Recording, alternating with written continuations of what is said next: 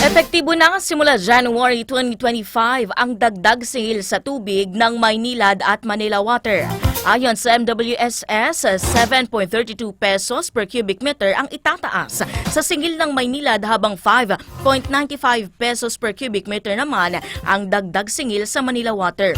Para sa mga low-income lifeline consumers ng Maynilad na kumukonsumo ng 10 cubic meters o mas mababa pa, magkakaroon ng karagdagang 10.56 pesos na singil.